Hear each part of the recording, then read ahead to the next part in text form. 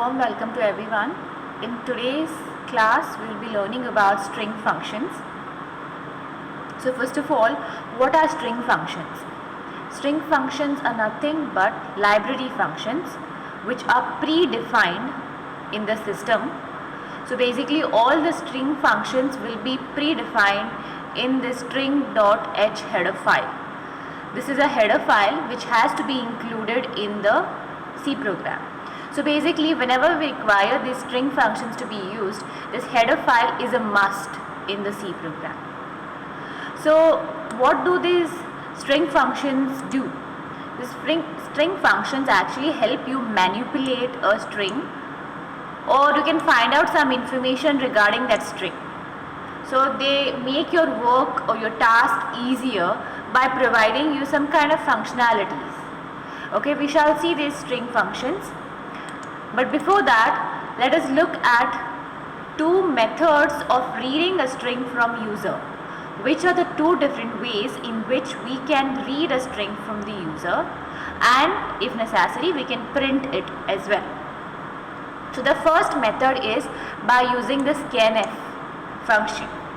So the scanf function has to be written in this manner, where the access specifier is %s because it is of the type string, the input is of the type string, and you have to write the name of the string in which you want to take the input or store the input.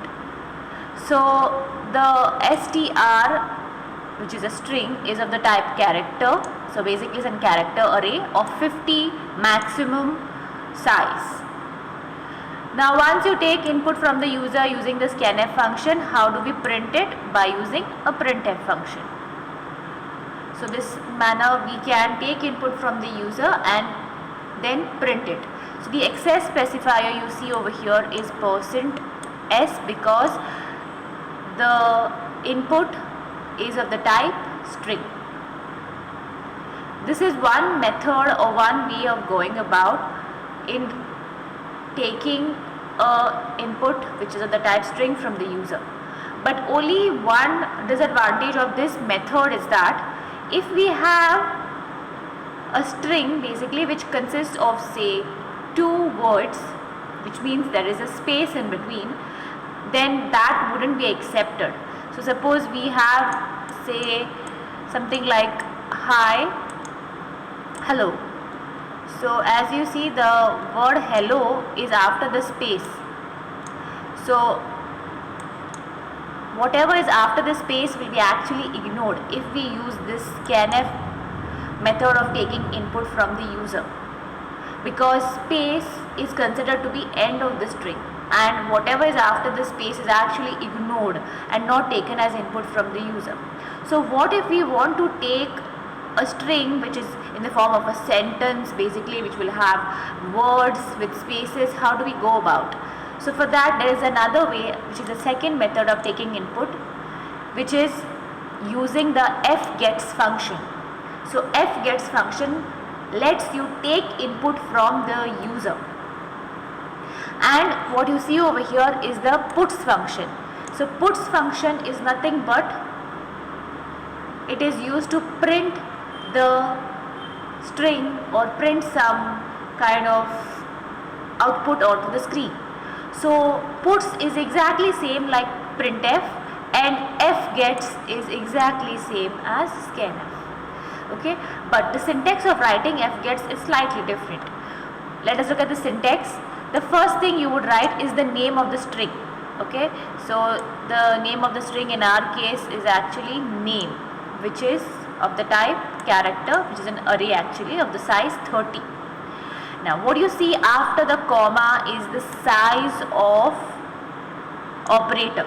Now the size of operator you see over here is used to find the size of that character array name.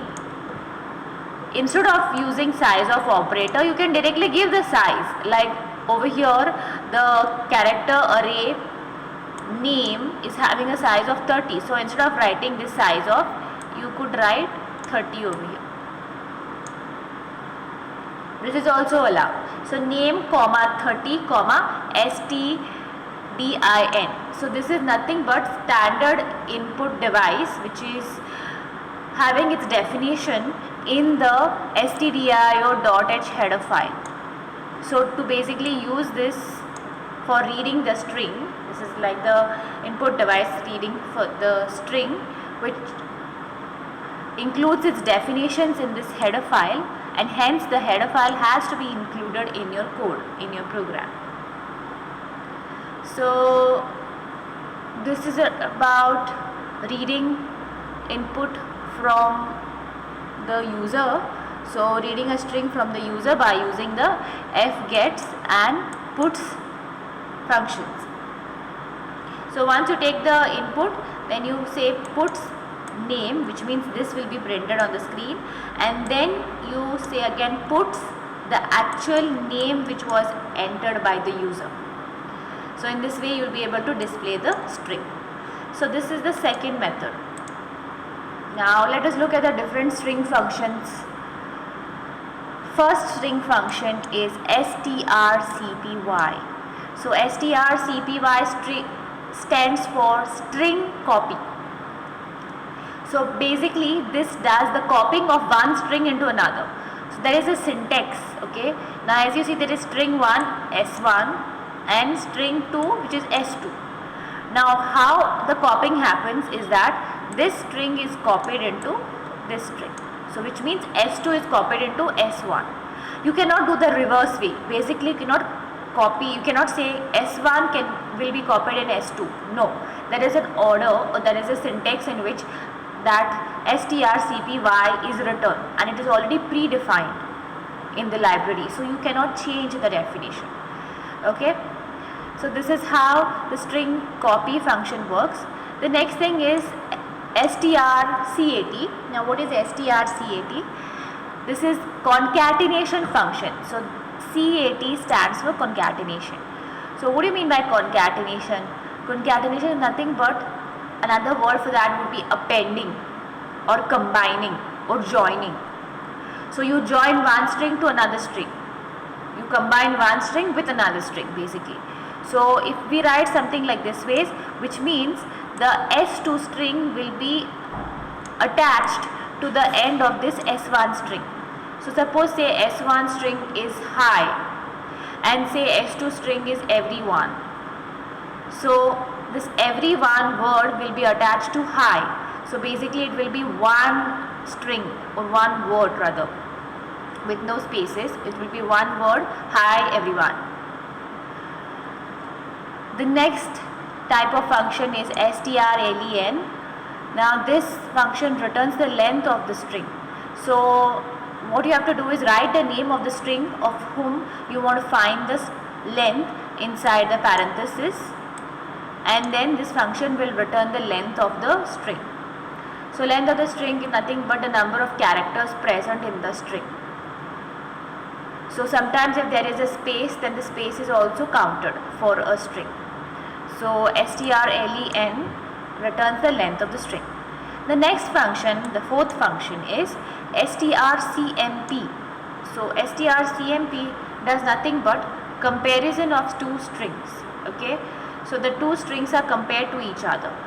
So this function basically returns either 0 or either returns -1 or returns +1 depending on the length of the strings. So basically if s1 and s2 are the same, then in that case what would happen is that you would return a 0. If suppose s1 is lesser than s2, is smaller than s2, then you would return a negative number, so -1. And if s1 is greater than s2, in that case it will be a +1. So depending on the two strings comparison, you either return a 0, a -1 or a +1. There are three cases possible for this function. So you have to remember that this function always returns some value, either 0, either -1, either +1, depending on the two strings you give as an input. The next thing is strLWR.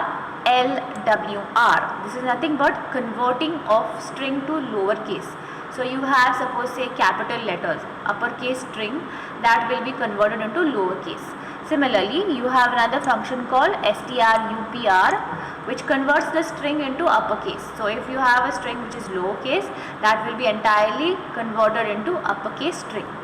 So these are some of the string functions. Let us see some example codes. The first function is string compare. So how would you write it? Suppose say you have